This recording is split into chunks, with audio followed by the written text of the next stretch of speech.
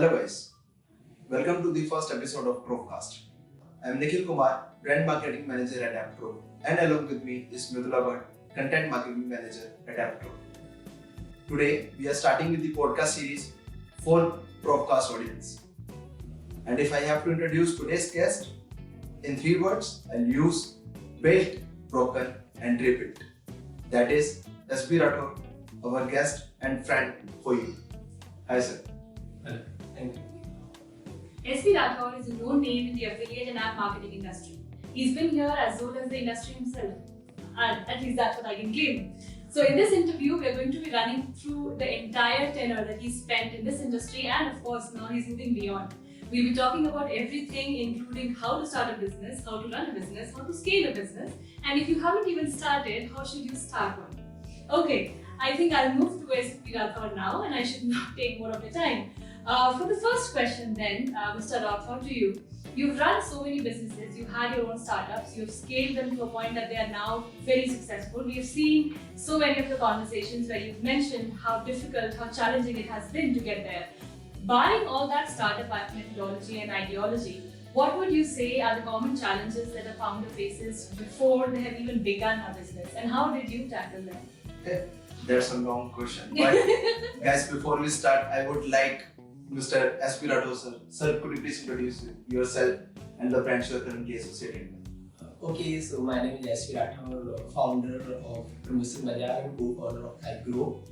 I'm also founder of Homey, the luxury home services. As I mentioned, I took exit in Fab as an operationally there. So yeah, that is what I am. And sir, आपकी fitness के तो हमने काफी reels वगैरह देखी तो अभी हम फिटनेस पे भी डिस्कस करेंगे but moving to this last question. Yes. Can you please? How did you start? Where did your journey start? I mean, these are too many companies that you're currently heading, even if operationally. Okay, let me give you a small intro before I started the Promotion Bazaar. I came in Delhi in 2013. I was one of the guy like बहुत सारे लोग आते हैं city में 12th पास करने के बाद घर में you are one of the educated person. But when you like came city like Delhi तो आपको पता चला नहीं यार कुछ नहीं आता आपको. Then you started working as a labor. Honestly, I was working as a labor when gas cylinder पूरे जाना करोगे देना 2013 and 2013 to 2018 ऐसा कोई भी काम नहीं था शायद जो मैंने ना किया. उस समय एक ही टारगेट था जो मिल जाए वो कर लेना है. ठीक है. इन बिटवीन मैंने बहुत सारे सर्विस किए जहाँ पर मैं लोगों को सिगरेट पिलाता था, उनको सिगरेट लेता था, उसके बदले में मुझे 400-500 रुपये मिलते थे. ठीक है. उसके बाद जब PNG गैस पाइपलाइन का टाइम आया वहाँ पे भी मैंने बहुत सारा काम किया.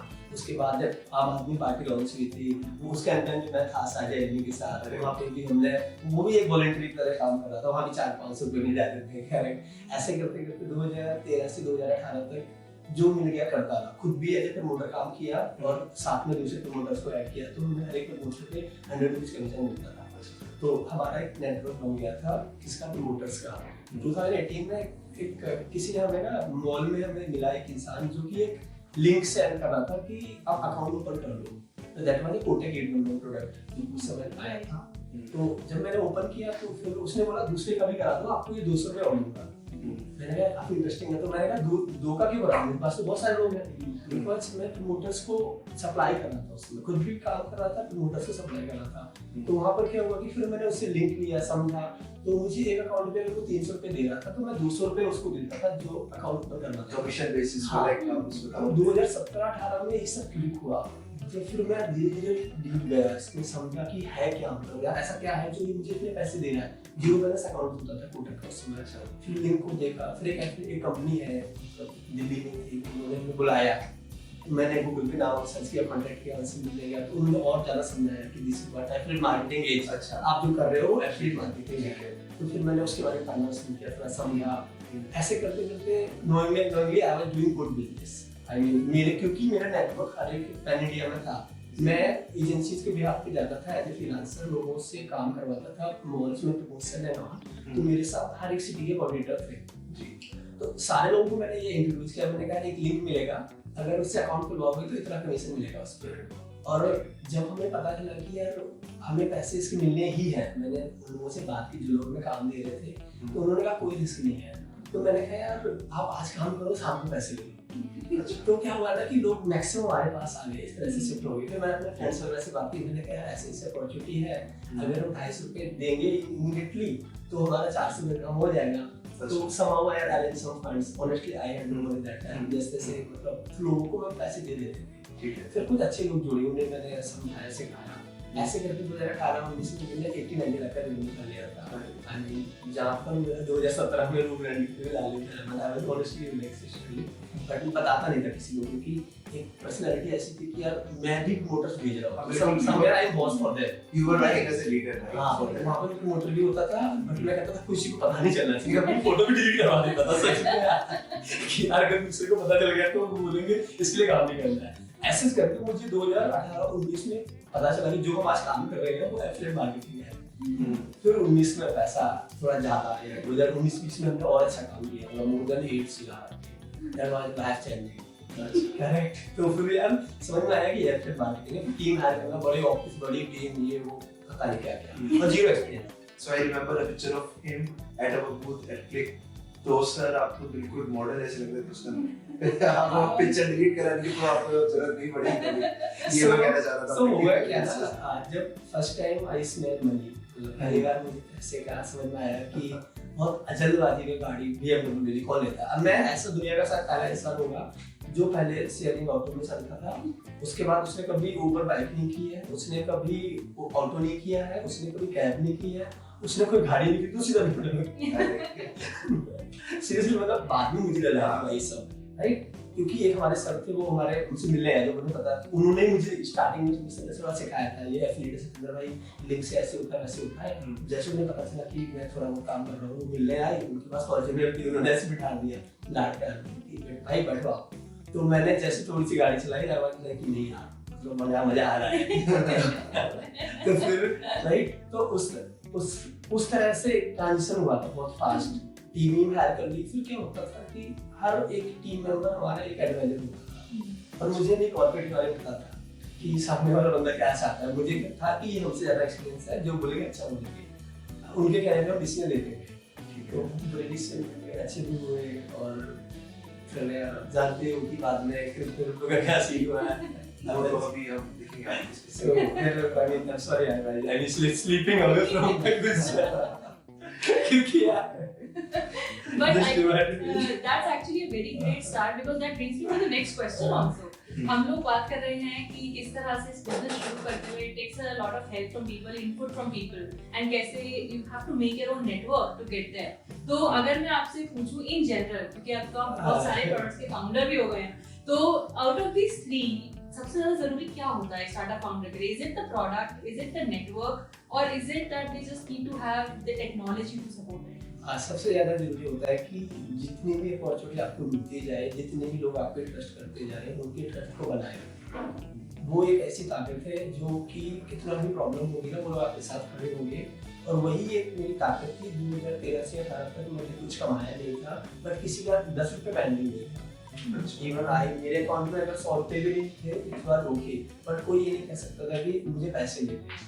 अपरेंटली मैं भी ज्यादा कमा नहीं रहा था, बट हाँ दूसरों का क्लियर रहता था। उसी का बेनिफिट मुझे 4 साल में मिला, लेकिन 2018-19 में बहुत तगड़ा मिला कि हर बंदे को भरोसा था कि इस इंसान ने कभी 10 रुपये का पेंडिंग नहीं रखा। तो उन लोगों ने आंख बंद करके हमारे लिए काम किया।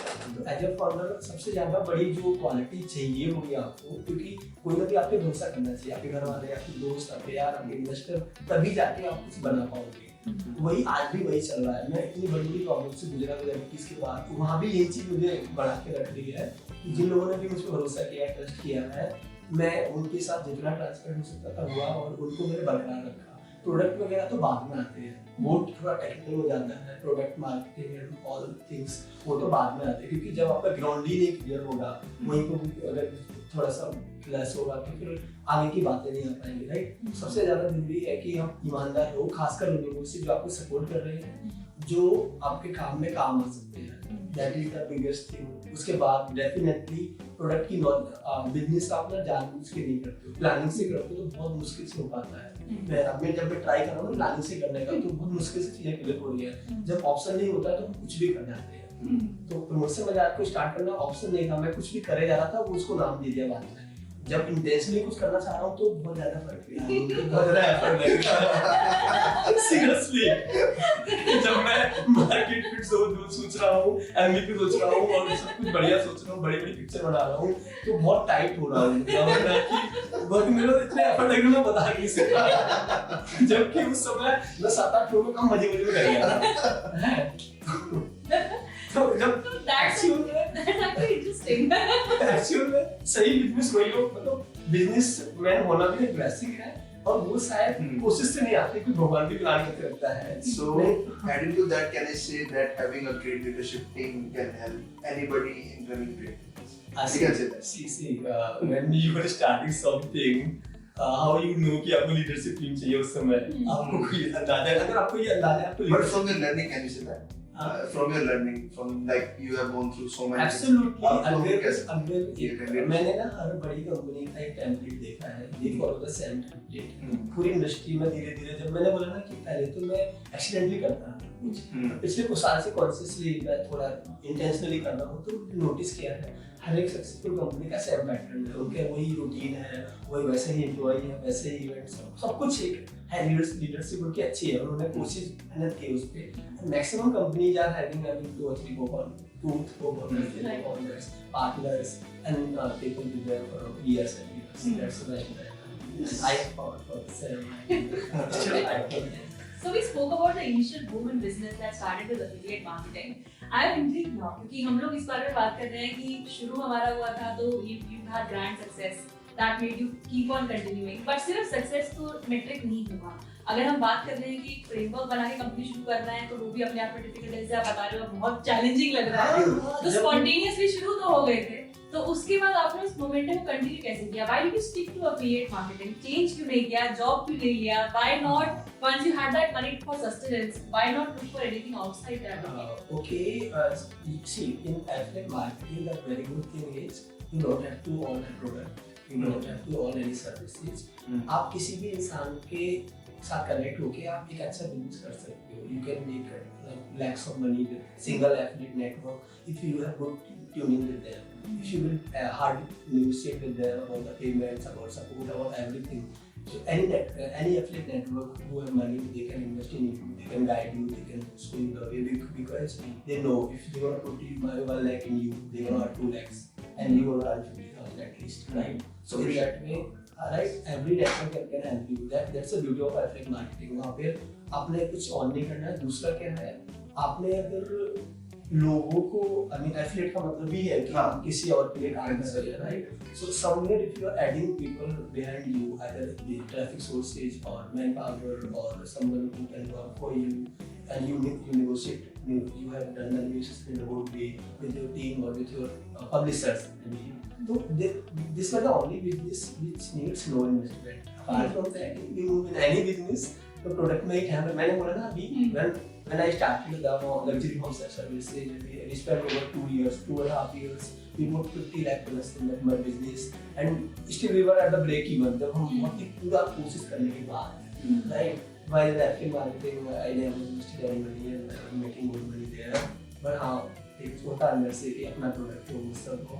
So, what's the only key learning which I think जो सर के पास है is winning trust and building people. Because that's where that's common to every kind. Yes, that's it. And as the brand name says, Promotion Bazaar, so obviously guys, you can learn from it ki from where the name would have, they would have get the name. Promotion Bazaar itself is like recognizing the efforts and the networking that you have done in the past is definitely has gone through it all up.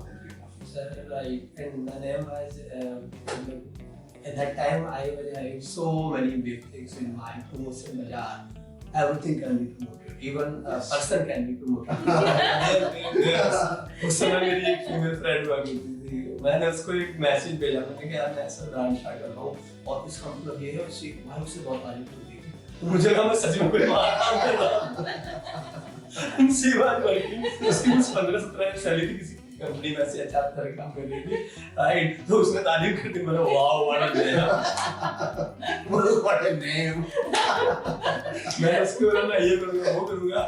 ठीक है, उस समय तो ChatGPT वगैरह भी नहीं था, कुछ मुझे आइडिया भी नहीं आ रहे थे और इंटरनेट का तो मुझे यूज करना लेटर ही आया, राइट? तो उस तरह से प्रमोशन रहेगा। बाजार पार्ट ऑफ द नेम की बात तो हमने कर ली, अब प्रमोशन पार्ट पे काम करते हैं। अगर आप बोल रहे हैं कि I mean affiliate marketing is an investment less business to start, है ना, बट जिनका इन्वेस्टमेंट उसमें जाता है लाइक एडवर्टाइजर, अगर हम उनके साइड से बात करें, अब आप खुद भी एक एडवर्टाइजर बनने वाले हैं, बन गए हैं, ठीक है, तो जब आप खुद डिजिटल एडवर्टाइजिंग रन करते हैं, आपने दूसरों के लिए भी रन की है, तो I think you are the best person to answer this. आज के जमाने में advertisers in India, even abroad for that matter, they are not thinking very cautiously कि हमें कितना पैसा एडवर्टाइज में डालना चाहिए, कितना नहीं। आपकी नजर में what are the things that they are missing? Digital advertising का अप्रोच उनका गलत कहाँ है और सही कहाँ है? अप्रोच रैंडमली नहीं होना चाहिए। हमारे पास एक फिक्स बजट और हमारे पास उस बजट से रिटर्न में कब तक चाहिए, क्योंकि अगर आपके पास 10 लाख रुपए है तो एक अलग अप्रोच होनी चाहिए, 10 करोड़ है अलग होनी चाहिए, 10,000 है अलग होनी चाहिए, 1 लाख है तो अलग होनी चाहिए। अगर किसी भी इंसान ने 10 करोड़ वाली अप्रोच 10 लाख में अगर स्टार्ट कर दी तो वो जीरो हो जाएगा उसका। वो मेरे साथ हुआ था एक बार। आई ट्राइड वन वर्टिकल, मेरे पास 40-50 लाख रुपए था, बट मैंने प्लान तो 5-10 करोड़ वाले थे, तो मैं 5 महीने में एग्जिट हो गया था मेरा राइट उस पर्टिकुलर वर्टिकल से। सेम फॉर एनी बिजनेस, अगर आपका बजट 1 लाख रुपए है तो आपकी अलग स्ट्रेटेजी होनी चाहिए। आपको पता है कि आपको आरओआई जल्दी चाहिए, आपको छोटे स्केल पे आप उन सोर्सेज को यूटिलाइज करो जिनको आप एक्चुअली में कंट्रोल कर सकते हो। आप रिस्क का रूम जीरो रखो। द मोमेंट आप रिस्क एपिटाइट जीरो करते हो तो आपकी ग्रोथ स्लो होती है, बट आपका पैसा सेफ है। वहीं पर अगर आपका बजट बहुत ज्यादा बड़ा है तो आप पैसे गोदाम में रखे बड़े पैसे, बट आप खर्च नहीं कर रहे हो, वो भी गलत है, क्योंकि आपको बहुत बड़ा ऑडियंस है, इसको कैटर करना है, राइट? तो वो बहुत जरूरी है कि पहले दिन से ही डिसाइड होना चाहिए कि जितना पैसा है उसके हिसाब से मार्केटिंग गोल सेलेक्ट होनी चाहिए और दिमाग में क्लियर होना चाहिए कि इस पैसे का आरओआई हमें इस दिन चाहिए, इस दिन नहीं मिला तो इस दिन मिलना चाहिए, इस दिन नहीं मिला तो इस दिन नहीं मिला तो बंद करो। हाँ, बिल्कुल सही बात। अगर वो फॉलो कर लिया तो आपने रैंडमली नहीं जाना। आपको पता है कि आपका बजट, आपके पास 10 लाख रुपए थे, आपने 2 लाख रुपए खराब किए, आपने वो चीज रोक दिया, आपने समझा, बाकी 8 लाख बचे हुए हैं। अगर आपने ऐसे नहीं किया तो आपको 10 लाख कब खत्म हो जाए पता नहीं चलेगा। अगर आप बोलोगे यार सब फ्रॉड है, कुछ काम नहीं करता है, ये ऐसा वो ऐसा, उसने ऐसा किया, किसी ने कुछ नहीं किया है। आप किसी भी इंसान को या तो गलती करने का मौका दे रहे हैं, अगर वो पब्लिशर है तो वो गलत कर रहा है, या किसी भी प्लेटफॉर्म को आप पैसा दे के सही डायरेक्शन नहीं दे रहे हैं, तो वहाँ पैसा खराब होगा, राइट? तो मेजर करना चाहिए अकॉर्डिंगली कि जब पैसा है हमारे पास लिमिटेड उसके हिसाब से हमारे आउटकम गोल्स होने चाहिए, आउटकम गोल्स अचीव नहीं हो रहे तो पॉज करना चाहिए और स्ट्रेटजी को चेंज करना चाहिए। Continuing to the question, I guess business तो अभी हमने बहुत डिस्कस कर लिया, थोड़ा सा ब्रेक लेके एक बार थोड़ी कन्वर्सेशन को लाइट करते हैं। I have heard somewhere that entrepreneurial journey is all about learning and reading, but I believe, because I know Mr. S.B. Rathore sir from the past couple of years, and I have seen how inclined and enthusiastic toward he is toward his fitness. तो वो diet वगैरह तो हम काफी जानते हैं, जैसे कि that he eats clean. तो other than fitness, sir, what exactly I would say you like to do in your free time? In your free time, I am yoga. But मतलब लो मेरे जैसे लोगों के लिए ना free time I don't know कैसा होता है। It looks like कि सारे free time. Sorry, I just want to change my question. Not in the free time, but आप कभी what do you do for fun? I would say that. So I'll tell you where I'm coming from. I mean, I'm not from a business background, तो मेरे लिए तो ये चीजें सिर्फ पढ़ के आती है। तो what I've read is people often assume entrepreneurs हमेशा मार्केट के बारे में पढ़ते रहते हैं, ट्रेड के बारे में पढ़ते रहते हैं, क्या चीज बिजनेस मैनेजमेंट में नहीं आई है उस बारे में पढ़ते रहते हैं, या फिर there is the other kind जो बोलते हैं कि हम लोग बहुत क्रिएटिवली इंक्लाइंड हैं तो इसलिए हम लोग सिर्फ अपनी हॉबीज में इंडल्ज करते हैं, हम पेंटिंग करते हैं, हम ट्रैकिंग करते हैं। So it's very glamorous this industry of hobbies of founders. तो आपकी नजर में now that you are founders multiple times, आपको लगता है कोई फाउंडर पेंटिंग भी करता नहीं सर, but करते हो मुझे तो भाई ये सब बर्बाद लगेगा कि मैं पेंटिंग करूं, मैं अपने आप को इतना ज्यादा उसमें फोकस करूं पेंटिंग में, क्योंकि वो सब कम हमें करने की नीड होती है जब हम बहुत ज्यादा स्ट्रेस होते हैं, बहुत ज्यादा थके हुए होते हैं। और मैं कभी थका हुआ नहीं होता हूं, क्योंकि मतलब मुझे ऐसा जो clean diet. that's one of the passion for me. I mean cooking new dishes, correct? और हर एक डिश में विदाउट ऑयल, विदाउट एनी मसाला, उसको कैसे हेल्दी टेस्टी बनाना है, वो मैं काफी उस पे काम करता रहता हूँ। और मैंने जितना भी जो भी आज मैं खाता हूँ maximum dishes I invented by me only, right? मैं अपने कुक को बताता हूँ कि ऐसे ऐसे करना है, एंड 5-10 दिन में वो ट्रेन हो जाता है, जो भी होता है, राइट? तो उसके बाद तो वो वन ऑफ द एरिया है जहाँ पर मैं थोड़ा ज्यादा टाइम देता हूँ, बाकी गाने वाने सुनता हूँ। मैं भाई ये पेंटिंग या बुक्स ये सबसे मैं बहुत दूर हूँ, मे बी मैं गाँव से हूँ इस वजह से हो, but honestly these things doesn't exist in my life. One thing I would like to add here, Nuga sir also plays very well cricket. He is a very great cricketer as well. हमने promotion में जाके team का cricket match खेले हैं, जीते और हारे equally, but yes देखो ट्रैकर टीम को हरा देने का मतलब ये नहीं कि मुझे क्रिकेट बहुत अच्छा है।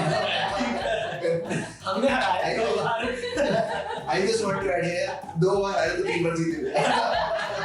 लेकिन इसका मतलब बिल्कुल भी नहीं है कि मैं बहुत अच्छा क्रिकेटर हूँ। हाँ भाई टीम में बंदे अच्छे होते थे क्रिकेट खेलने वाले, तो हम जीत जाते थे। मैं पैशनेट होता हूँ क्रिकेट देखने को, खेलने को, समझने को, डिस्कशन करने को, बात करने को।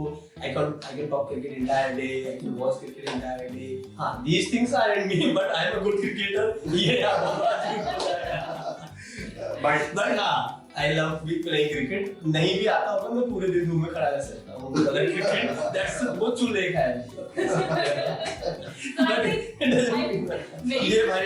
found in any hobby then. We should not categorize it. That's the takeaway. It can be in cooking, it can be in cricket, it can also be listening to music. The reason behind cooking, I mean, जब आप limited पैसे में अच्छा कुछ करना चाहते हो ना, तो जो फूड मैं कुक करता हूँ ना, उसको सिंगल फूड के लिए ना I need very high class है। यस ठीक है, मतलब हमें उसको 40-50 हजार पे करना पड़ेगा। अगर मैं इन्वॉल्व हो जाता हूँ वहाँ पर, तो वो काम 10,000 में हो जाएगा। You know how much I'm money, like I'm cutting the money there by like having this person or hobby in the food. Literally, मतलब तब जाके मैं with the help of house help I'm able to get that food. ठीक, right? 3 times a day, 4 times a day. And I guess we can take this statement to the next question as well. Like cutting out the excess, I would say, when it comes to generating or building a new business, cutting down on the excessive unwanted cost can help us save more and build a new business. So sir, rebuilding के बारे में एक बार बात करना चाहेंगे। Moving to next question, like you are rebuilding again, and we have not discussed about the, I would say, the tough time that he has faced during his journey, जो अभी loss वगैरह क्रिप्टो के अंदर जो sir ने face किया, भी हमने वो discuss किया है। So if you want to discuss on that and then we move to the question, so totally up to you sir. Okay, loss तो सभी को होता है। अगेन कितना बड़ा लॉस है वो बहुत ज़्यादा मैटर करता है। और जब आपका ना लॉस होता रहा हो, जैसे आपका कभी 1 लाख लॉस हुआ, 10 लाख हुआ, 50 लाख हुआ, तो you have a habit of loss. But आपने पहले तो पैसा देखा नहीं, पिछले 5 साल शुरू के करियर में सडन से बहुत सारा पैसा देखा। जब आप 8-10 के ऊपर रेवेन्यू करते हो तो आपको बचता नहीं 8-10 के ऊपर, बचता वो 10-20-25% ही है, आपकी पूरी सेविंग होती है। सडन अगर वो विदिन अ मंथ वो पैसा सारा जीरो हो जाए, तो आप ऐसे मान लो कि आपने सीधा ग्राउंड फ्लोर पे गिर गए ऊपर से, टॉप 10th फ्लोर से, तो it's hard to survive and think कि कैसे मैनेज करना उस समय में। somehow I survived that phase, पैसा खत्म हो गया था। एंड सबसे पहले मेरा काम हो रहा था कि मेरे पास ऑप्शन नहीं था, मैं कुछ भी करे जा रहा था। पैसे आने के बाद सारा काम, जब पैसा खत्म हुआ तो मुझे रियलाइज हुआ कि मैं नहीं कर रहा था। मेरे पास जो पैसा था उसकी वजह से ऑटोमेटिकली होता जा रहा, पैसे से पैसा बनाने की कोशिश आप कर रहे हैं। क्योंकि आप किसी भी इंसान को आप अच्छी डील देते हो, फास्ट पैसे देते हो, वो आपके लिए अट्रैक्ट हो जाते हैं। द मोमेंट को पैसा खत्म हो जाता है तो आपको समझ में आता है कि आपको पर्सनैलिटी भी चाहिए, कम्युनिकेशन भी चाहिए, सेल्स भी करनी पड़ेगी, वो भी करना पड़ेगा, बहुत सारे काम करने पड़ेंगे। जब पैसा पड़ा है तो आप किसी से भी वो काम कर सकते हो। कमीशन, अब ज्यादा पैसा दे दो, ज्यादा एफिलिएट को मार्जिन दे दो, एडवांस दे दो, क्योंकि पैसा पड़ा है। The moment money is gone, तब आपको पता चलता है असलियत क्या है, कि यार तुम सच में कुछ नहीं आता तुम्हें। मतलब मुझे रियलाइज हुआ जब पैसा गया कि यार ये ना 2 साल का एक लाइफस्टाइल था, एक बहुत बड़ा पैसा आ गया था, बट पैसा आ गया था, तुम वैसे के वैसे ही हो। स्किल सेट पे मतलब this is very important. Then मैं स्किल सेट पे फोकस करना स्टार्ट किया। फिर पता चला कि वो जो हथियार चाहिए ना, कि चाकू चाहिए जिससे कि बहुत अच्छा कटिंग हो जाए, मेरे पास रॉड थी। मुझे फोड़ना आता था, काटना नहीं आता। सर के एग्जांपल्स टू द पॉइंट। मेरे पास रॉड है, मुझे कुछ भी नहीं आता। मुझे पता है कि आपके पास चाकू नहीं है, किसी को और को नहीं पता। उनके हिसाब से आपके पास चाकू भी है, आपका गन भी है, आपका सारे हथियार है, क्योंकि आपने पैसा कमाया है। क्योंकि वो एक lavish एक I would say that जो आपके पास आपकी savings थी, जो भी देखेगा कि मैं गेम अच्छे से चलता हूँ तो वो क्या है, जो मेरे पास हथियार नहीं होंगे, उसके हिसाब से तो पूरा का पूरा AK-47 पड़ी हुई है। I think that is a very interesting point जो हम लोग अभी डिस्कस कर रहे हैं। हम लोगों ने, I mean, I'm an employee myself, but I don't think I've ever heard a story from the founder side. Every time as an employee, हम लोग भी अपने founders को देखते हैं, तो we look at them, we look up to them, and we look up to them to bring that stability in our jobs जो हम शायद imagine नहीं कर सकते कैसे आ रही है। And this vulnerability जो आप बता रहे हैं, इस तरह की चीजें, it's very difficult for a founder to be very honest with their team and tell them business is unstable, and there are going to be things which are very hard decisions that I have to take. And as employees, हम visible चीजों पे जाते हैं, हम ये assume करते हैं कि they are having a very lavish lifestyle, they are giving parties, attending parties, that means everything is okay, and we are given the strong narrative. But Mridula, I just want to edit something here. What I think is कि the founder has to behave like a leader at the end of the day, right? अगर किसी stride के से any of the leader, if he has bowed his head down, so that won't reflect a good message. And if the company has faced both success and if they are facing a failure now, so the time has come where they have to rebuild it. Founder के पास भी तो दो choice होते हो कि यार या तो भाग जाओ या फिर स्टे हियर एंड रीबिल्ड। अगर वो रीबिल्डिंग फेज है तो I guess And I think अगर इस तरह की honesty जब founder से खुद आती है ना, तो वो चीज reflect भी होती है। Like sir, you were mentioning, right, the next venture that we are going to speak of, the co-founder, right, the co-founder of that venture is somebody you work with. He was founding member for Promotion Bazaar. I think that's the kind of honesty which has pulled him back to you and maintained those bridges. जो otherwise आज, I mean, look at the market today. We are looking at so many employees who are frustrated with their founders, and you're talking about an Indian startup culture which people label as toxic because they don't understand things that are happening upstairs. So I think let's talk about that only. How about we talk about Agro now? Yeah. Agro, okay, so in October last year, Sachin came to me. Sachin was early team member. He was, I guess, second or third. मतलब he was somebody जो नीचे मैं new में रहता था दिल्ली में, और उसी फ्लैट में मेरा ऑफिस था, मतलब एक प्लेस में रहता था। So he was in the same building, like you. Not same building. He was in the street only. Or I was asking my friends. मैं जिम में गया था, मैं आसपास बोल रहा था कि if you know somebody मुझे हायर करना है, तो किसी ने रेफरेंस देके भेजा उसको, तो मैंने सचिन को बैठा लिया, मेरे भाई बस बैठ जाना, कुछ काम करना मत करना, सैलरी दूंगा। मतलब उस समय वो स्टेज थी कि आप आपकी तरह में ना तो काम नहीं करना चाहता, सबको ऑफिस चाहिए, बढ़िया चीजें चाहिए। Somehow I was able to take Sachin that time, तो मैंने सचिन को रोक लिया। सचिन थे, दो तीन लोग और थे उसमें, सचिन था दूसरा या तीसरा था उसमें। तो ठीक है, सचिन स्टार्ट किया, देन ही ग्रो यार, मैंने उसको काफी कुछ सिखाया जो मुझे आता था, और हम लोगों ने अच्छा काम किया। जब सचिन ने हमें छोड़ा था तो हमारे पास एक अच्छी टीम थी, अच्छा ऑफिस था, सब बढ़िया था। तो सचिन आया था तो I was surviving some in the building stage, आप इंसेप्शन पे। हां, तो उस समय मैं सचिन को गाइड करता था यार कि आप ना मोबाइल में घुसो, मोबाइल बहुत बड़ी इंडस्ट्री है, मोबाइल में घुसना बहुत जरूरी है, मुझे नहीं आता, आप लोग सीखो। तो यार जब भी मैं अपनी टीम को बोलता था ना कि आप मोबाइल में जाओ, क्योंकि we being doing account open this all web things, तो लोगों को लगता था ना कि हमें करंट बिजनेस से अलग कर रहे हैं, बट मुझे ना फ्यूचर दिख रहा था कि यार ऐप में जाना कितना इंपॉर्टेंट है, मतलब you can't afford ignoring everything. तो मैं लोगों को बोलता था कि आप सचिन को, स्पेशली सचिन को, कि आप ऐप पे जाओ, बट नहीं जाते थे। अब हमारे पास क्या है ना कि वही लिमिटेड बिजनेस है, सब लोग उसी को कर रहे हैं। अब दो ऑप्शन है, या तो हम उसको बहुत बड़ा करें, बड़ा काम करते हैं, बड़े ब्रांड बन जाते हैं, नहीं तो आपके पास लिमिटेड बिजनेस आता है।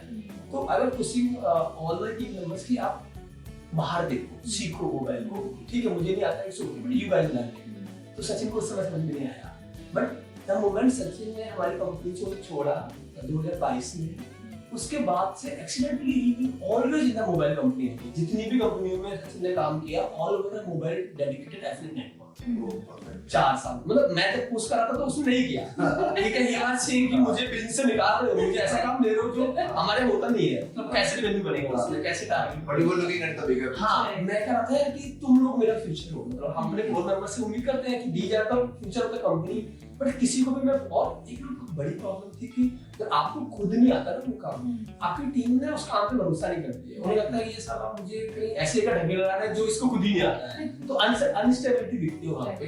बट ये आपको नहीं आता तो आप भी सीख ही सकते हो, राइट। बट मेरा क्या था, अगर मैं सीखूंगा अगेन तो 2021 में क्राइसिस वो सब कहूंगा तो मुझे सीखने से ज्यादा मुझे सर्वाइवल देखना था। तो यार मुझे सैलरी भी देनी है, तो 5-8 लाख की सबको, वो भी पैसे अरेंज करने हैं, बहुत सारे खर्चे होते हैं। तो मैं अगर सीखने लग जाऊंगा तो आई कैन अफोर्ड दैट, मुझे कहीं ना कहीं मेंटर करना था। इनको मैं पुश करता था but they were not interested.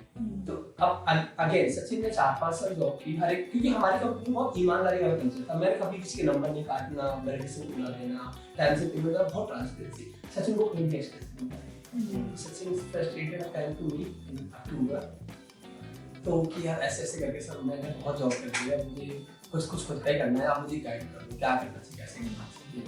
तो मैंने कहा यार you be always in the supply side, जब से हमारे यहाँ से गए हो, और आपने हमेशा पब्लिशर साइड हैंडल किया है। You have so many channel sources on the network. ठीक है, आप करो अपना, खुद का स्टार्ट करो, और खुद का स्टार्ट करने से पहले समझ लेना क्या क्या चैनल जाने वाले हैं, राइट। और मुझे भी नहीं आता ये वाला वर्टिकल इतने अच्छे तरीके से, जो मैं आपको बहुत अच्छा ज्ञान दे दूं। इससे अच्छा कि आप किसी अपने एग्जिस्टिंग बॉस के पास जाओ, वो आपको बेटर गाइड करेगा। तो ये सेट कि यार वो लोग मुझे गाइड तो कर देंगे, बट मुझे भरोसा नहीं कि मतलब कल चल के मैंने पूरी मेहनत की है, पता चला सब निका हो गया, बट मुझे आप पे भरोसा है। तो जो कल्चर मैंने बिल्ड किया था ईमानदारी वाला, वो उसके अंदर इतना ज्यादा रिफ्लेक्ट हुआ, इतना ज्यादा स्टे किया कि मुझे लगा कि ये इंसान कैसा भी हो सकता है, बट कभी गलत नहीं करेगा, कभी चीट नहीं करेगा, कभी मेरा पैसा नहीं मांगेगा, मतलब मुझे कभी आउट नहीं करेगा, बिजनेस से लेफ्ट आउट नहीं फील होने देगा। बट उसने मुझे बहुत कुछ बताया, कौन सा इंसान उसको क्या ऑफर दे रहा है, कितना इन्वेस्टमेंट दे रहा है, सब कुछ, बट मैंने कोई इन्वेस्टमेंट ऑफर नहीं किया। फिर ये सेट की उसके बाद भी मैं एडवाइस कर रहा हूँ उसे कि यार ये मेरा सही टाइम नहीं है, I am already building home saver business and then promotion, मजा मेरे पास टाइम भी नहीं है, सो सॉरी मैं इसमें काम नहीं कर सकता हूँ, आप किसी और के साथ कर लो या कुछ और तरीका ढूंढो। But he was very strict, नहीं मुझे कोई बात नहीं, आपको कुछ मत बताना, साथ रहना। बट ही उसके इस हफ्ते कि आप बस साथ रहना, बस गाइड करते हैं जो आपको गाइड और रिमाइंड करिए। तो मैंने कहा ठीक है। फिर वो मेरे ऑफिस में आके उसी दिन से, मतलब उसके बाद उसने, मैंने कहा था भाई 1-2 महीने में आराम से रिजाइन देना, उसने क्या देना वीक वो इतना फ्रस्ट्रेटेड था। जैसे ही मैंने उसको ग्रीन सिग्नल दिया ठीक है कर लो भाई, मुझे हमारा डिस्कशन था कि हम नेक्स्ट मंथ स्टार्ट करेंगे, वो मुझे 1 हफ्ते बाद मिला, क्या सर मैंने पेपर डाल दिए, मेरा लास्ट दिन था आज। मैंने कहा भाई इतना जल्दी नहीं करना चाहिए, तो नहीं बस हो गया। तो उसके बाद वहां से अप्रोच स्टार्ट हुआ, तो फिर नामा भी फिर हमने जल्दी डिसाइड किया, सचिन को बोला कि यार देखो कोई जल्दबाजी नहीं है, बट यार एक ब्रांड परसेप्शन ऐसा बिल्ड होना चाहिए कि भले ही हम पूरे साल में बहुत छोटा बिजनेस करें, कम करें ना करें, बट किसी को ये फील नहीं होना चाहिए कि एप्रो से काम किया था तो गलत एक्सपीरियंस आया, राइट। और मैंने कहा देखो पैसे जल्दी नहीं आएंगे, मुझे अगर 5 साल लगे थे पहला पैसा कमाने के 2013 से 2018, तो 1-8 साल तुम्हें भी लग सकता है, क्योंकि लालच किया तो आप फ्रॉड करो, कुछ गलत करो, वो मैं टॉलरेट नहीं करूँ। तो ही सेड यस। तो हम लोग पिछले अक्टूबर से लेकर हमने इनकॉर्पोरेशन कराया, फिर नई कंपनी का दिसंबर में, तब से लेके अभी एप्रो पे काम कर रहे हैं। एंड हमें पता है, सचिन को पता है हम क्या क्या फेस कर रहे हैं, क्या चीज कितनी आसान दिखती है दूर से, जब करने जाते हैं तो रियलिस्टिक भी लगती है, लॉजिकल भी लगती है, करने लायक भी लगती है, बट इतना लगता है जैसे मैं यहाँ बैठा हूँ, ये कप रखा है, लगता है ऐसे उठाऊंगा फील होगा। द मोमेंट कि मैं यहाँ से बढ़ूंगा ना, यहाँ पे एक ऑब्स्टेकल चीजें हैं जो मुझे कहेंगी गेट आउट, पहले ये चीज पूरी करके आओ, फिर ये चीज पूरी करके आओ। व्हेन आई स्टार्ट टचिंग, फिर वो पूछते हैं आपसे एडवर्टाइजर्स कि आपका एक्सपीरियंस क्या है, आपके बड़े क्लाइंट्स क्या हैं। अब आप नहीं पूछ सकते कि आपने माई लेवल से कम किया है, आपने एचबी लेवल किया, क्योंकि आप गेमिंग बंद है पूरी तरह से, आपका इररिलेवेंट हो गया वो। ग्लोबल मार्केट में भी आप ऐसा कुछ रेफरेंस नहीं दे सकते हो, और गलत भी नहीं करना है, और पार्टनर्स को अच्छा पेआउट भी देना है, उसके बाद मतलब ऑथेंटिक भी रहना है। तो वो जो अभी चल रहा है, but definitely in upcoming years we will do very good in that activity में, that's I am very sure. Because मुझे पता है कि चीजें एक बार मैं गलत कर चुका हूँ, लेकिन किसी और का नहीं किया, पूरा गलत अपना किया। इस बार मैं अपना भी गलत नहीं करना चाहता क्योंकि मैं अफोर्ड नहीं कर सकता। दूध का जला छाछ। So seriously, I'm literally not putting any money there. मतलब ऐसा नहीं लगता है, थोड़ा वो तो लगता है, हाँ जितना मिनिमम से काम हो सकता है।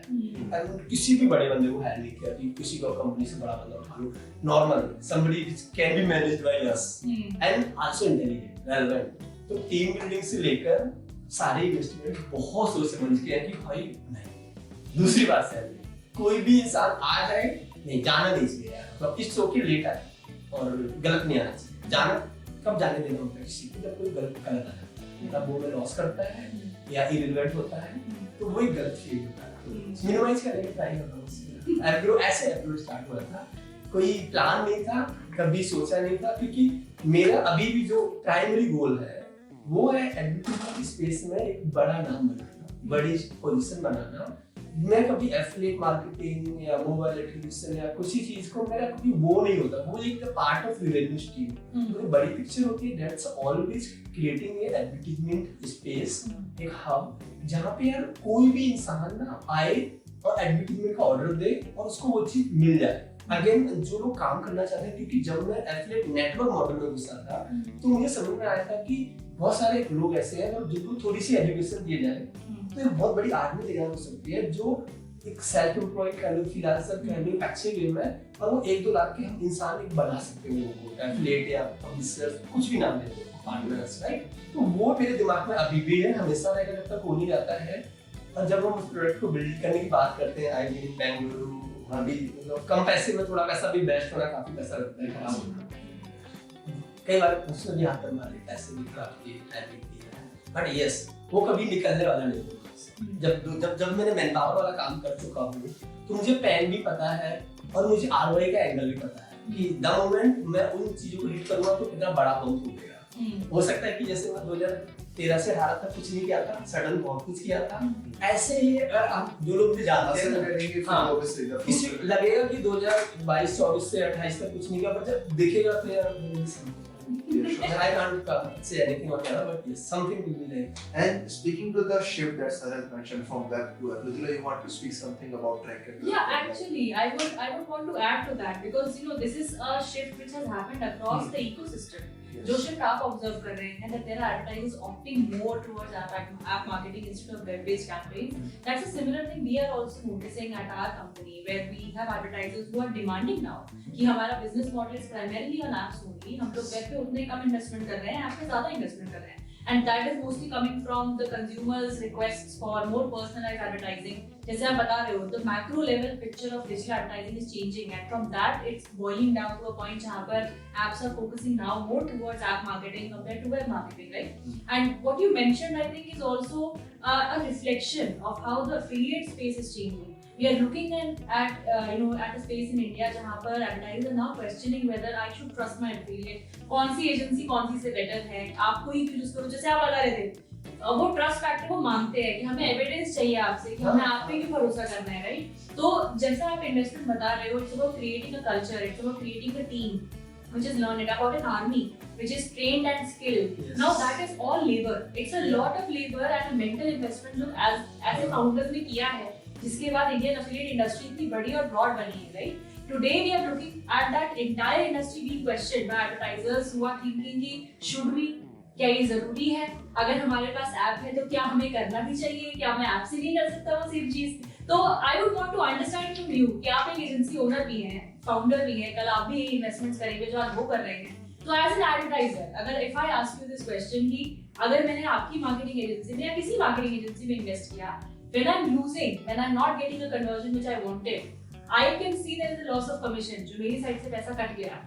Is there anything else that is lost? What is the bill, that invisible bill of that entire bad conversion chain जो आप ऑब्जर्व करते हो, जो एजेंसी को दिख रही है और एडवर्टाइजर को दिखती नहीं, which is where this whole misconception is coming from. So अभी अगर आप देखोगे तो एक शिफ्ट आया है पूरे इंडियन फिनटेक, खासकर इंडियन फिनटेक में maximum brands are moving toward the CPA goals rather than CPI. Because the reason behind, they don't care about how many installs you are bringing to them, they are caring about how much revenue you are bringing. Yes.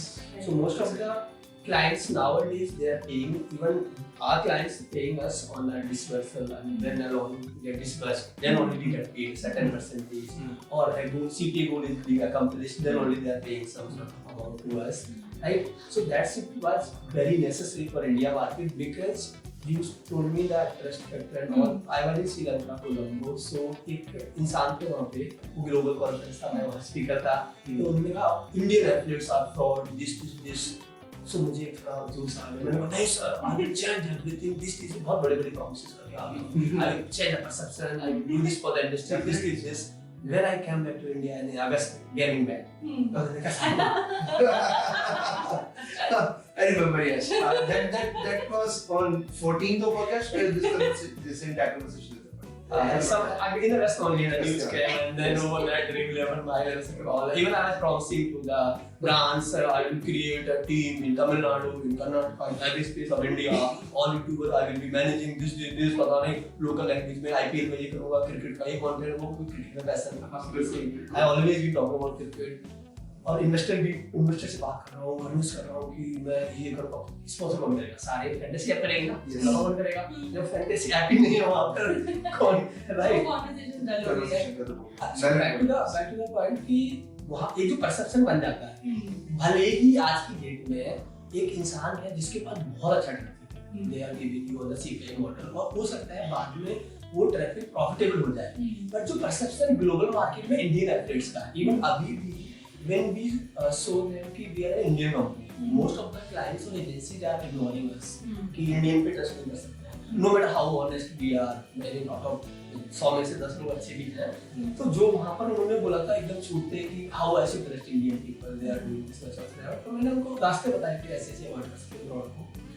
सो यहाँ पे जिस एक perception में बन गया है, तो अभी शॉर्ट सोल्यूशन क्या है, ब्रांड्स जो कर रहे हैं, that's not in just talk only, that's being implemented, कि maximum brands are moving their paying goals from CPI to CPA और रेवेन्यू और रेव से, राइट? सो वहाँ पर एक रूम, वो मिस्टेक का कोई रूम ही नहीं है कि आप कभी पे करते. तो मेरा सजेशन यही है, अगर कोई नया ब्रांड है या इंस्टॉल्स के पीछे मत भागो, अपना गोल्स स्पेसिफिक रखो कि यार आपको वही रिसोर्स, नो डाउट कुछ ऐसे रिसोर्सेज होंगे जहाँ पर वो लोग आपको इग्नोर कर देंगे जिन्हें अपने ट्रैफिक पे कॉन्फिडेंस नहीं है कि लेटर वो सीपीआई से सीपीए में कन्वर्ट होगा. अगर सामने वाले रिसोर्स को कॉन्फिडेंस है, एक काम भले ही कर सकते हो, आपसे 3 महीने के 6 महीने के डील साइन कर सकते हैं. अगर उन्हें पता है कि आज आपने जो इंस्टॉल कराया है वो 4 दिन में या 1 महीने में कन्वर्ट होगा, because if the traffic is real they will convert. And as an agency, as an advertising specialist, or as in somebody who's coming from the affiliate industry, आपको ये पता होना चाहिए कि आप टारगेटिंग अच्छी कर रहे हो, तभी ब्रांड आपके पास आ रहे हैं, नहीं तो वो खुद ही कर लेंगे, ठीक है? तो being from the advertising industry हमारा पहला और आखिरी जॉब यही है कि मैक्सिमम टारगेटिंग हमारी बहुत सटीक हो, क्योंकि जब सटीक होगी तो हमारा कॉस्ट बचेगा. गलत लोगों को आप एड भी दिखा रहे हो, आप जितना ज्यादा रेलेवेंट लोगों को ऐड पहुंचाओगे, आपका सीपीए कॉस्ट रिड्यूस होगा, आपका मार्जिन बढ़ेगा. Whether you are spending clients budget और योर ओन बजट, दोनों केसेस में आपको बेनिफिट है, क्योंकि क्लाइंट्स आपका बजट इंक्रीज करेगा. अगर आप मेरा तो प्रेफरेंस रहता है कि आप अपने ही बजट में इन्वेस्ट करो, सीपीए डील पे जाओ, कि नहीं तो आप करोड़ों रुपए खर्च करके 5-10% कमाओगे.